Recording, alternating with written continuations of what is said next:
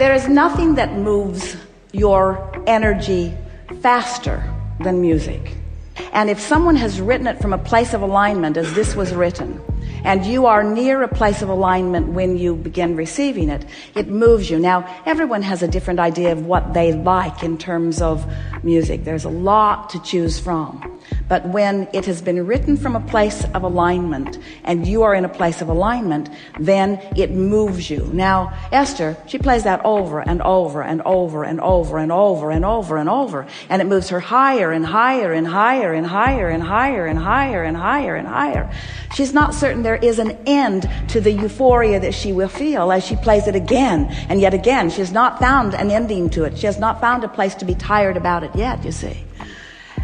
Sometimes when you put a piece of music on, the music has been written from a vibrational place that is not in alignment with like that was, but it is resonant with something that someone is feeling. Someone who is feeling depressed or discouraged or lonely. So when you play that music, if it resonates with you, then it's an indication of where you are. And if it's just beyond where you were, in other words, the benefit of music, if we were standing in your physical shoes, we would always be reaching for the music that takes us a little beyond where we are, not music that resonates with right where we are. That's the thing Esther likes about that piece. It starts out, it's pleasant enough, and it builds, and it takes her higher and higher, and then just when she thinks she can't take any more, it sort of settles into a softer place and gives her another chance to take her breath.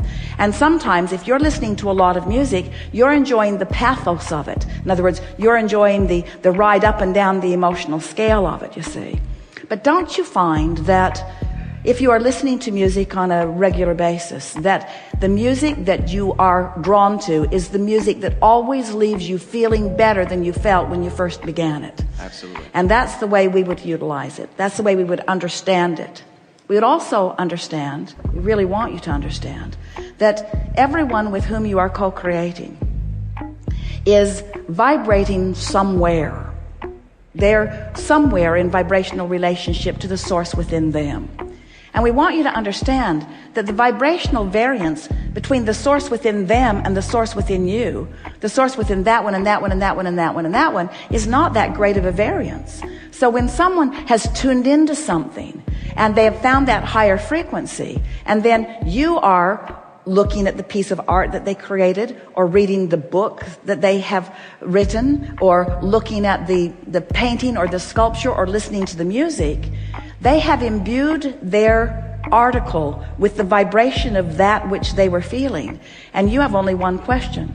Where does this fit in the vibrational scheme of my life experience? We would ask one question when we would play any song. Esther has several favorite stations programmed into each of her vehicles, and she is punching those buttons all over the place because this song takes her higher, this song's dipping a little, let's look for another one. In other words, she will not tolerate for 5 seconds one that's taking her into a place lower than where she was.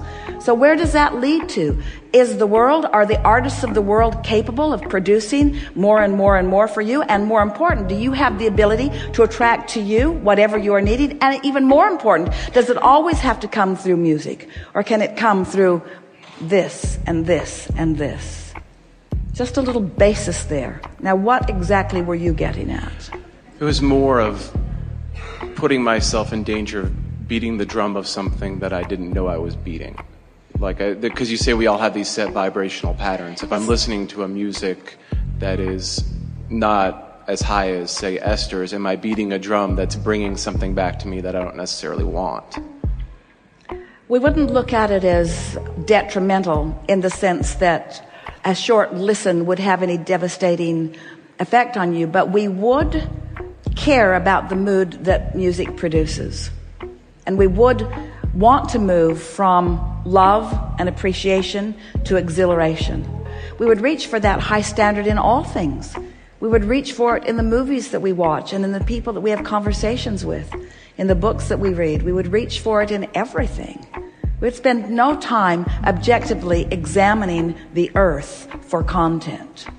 We would vibrationally set a tone and ask that the content that matches our tone be given to us. That's what you said when you came forth.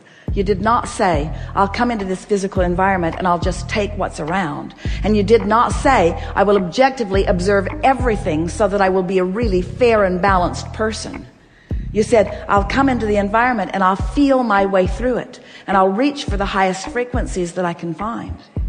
Don't you find that often with music, that something will ring your bells for a while and then it doesn't ring quite so much as you sort of settle into it? And that's not because the music is not wonderful, and it's not because it's not productive for someone. But what it does mean is it's not up to speed with the new place that you have now reached to, you see.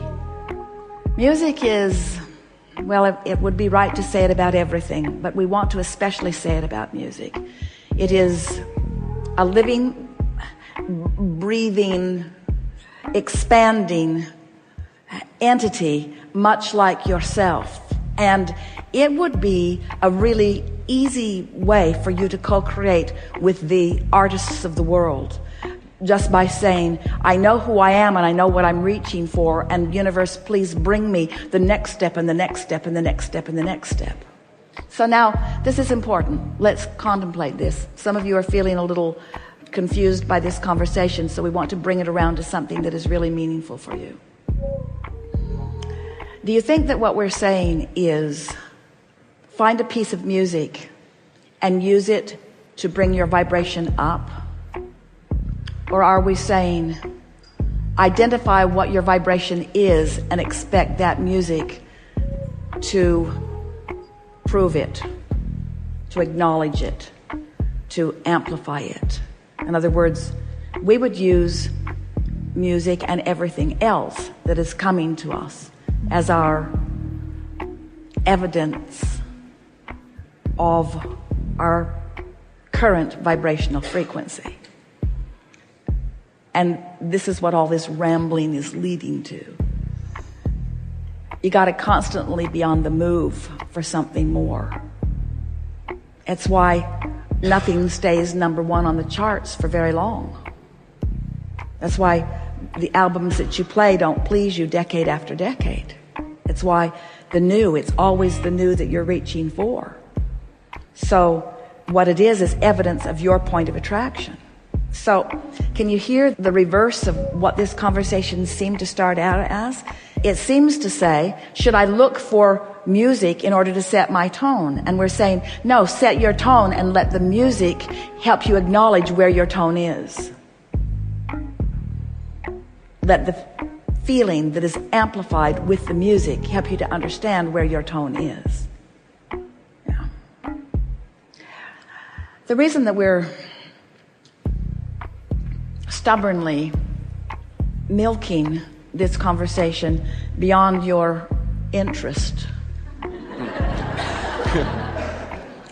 is because you're in the process of figuring out what you're doing vibrationally. It really is the point of the question that you are putting to us. We think that there is no better way for you to acknowledge the vibration of your being than to let it reflect back to you through something obvious like the vibration of music. Everything is vibrating, but the things that come to you through sound and the way the sound moves you.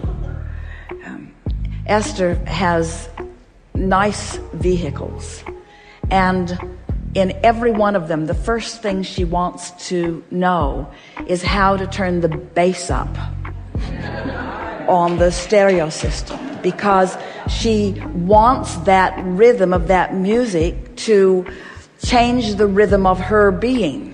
And we say it's different than she thinks it is. She wants it to match the rhythm. She wants that centered, central place to be there, and then she wants all of the other liveliness to dive in around it, you see.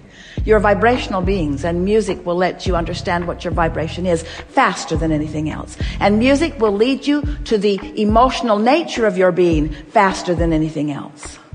It will help you know. You'll feel yourself musically faster than almost anything else. And it's because it gives you a strong point of focus. And usually you'll stay there long enough that you'll be moved or you won't. And we'd like to say one more thing. We think there are far too many love gone bad songs in this world. And far too many I can't get it right songs in this world, and far too many poor me songs in this world. And if we were standing in your physical shoes, we would teach the music industry what kind of music you really want, you see.